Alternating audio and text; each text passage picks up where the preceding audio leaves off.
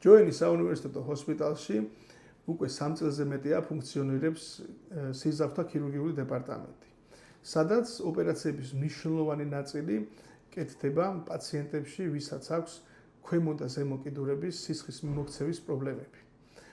როგორც ღია წესით, ასევე თანამედროვე ენდოვასკულური ჩარევის გზით ხდება სხვადასხვა ტიპის სტენტირება, ბალონირება, თრომბის ამოღება, დახშული სიზარღვების გამავლობის აღდგენა, რომელიც საბოლოო ჯამში ემსახურება ადამიანის კიდურების შენარჩუნებას.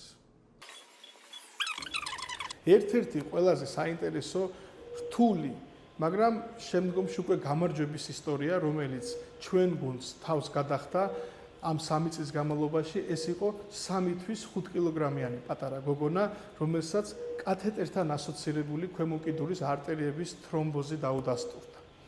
მიუხედავად მედიკამენტოზური მკურნალობისა, ოპერაციული ჩარევა გახდა საჭირო.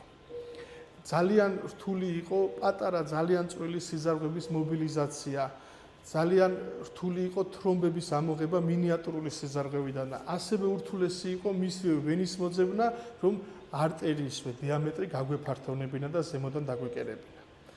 საბედნიეროდ ეს გამარჯვების ისტორია ჩვენ გუნდს უკავშირდება, რომელიც ამ 3 წლის განმავლობაში ყველაზე უნიკალურია და ჩვენ შევძელით არა მარტო ჩვენ ექიმებმა, რომ ჩვენი გულები გაგვეხარებინა, არამედ ბავშვს, რომელსაც ცხოვრების მნიშვნელოვანი ეტაპები ჯერ კიდევ არა აქვს გადადგმული, მისთვის შანსი მოგვეცა, რომ მისი ცხოვრება საინტერესო და ლამაზი ყოფილიყო. კიდური შევანარჩუნეთ.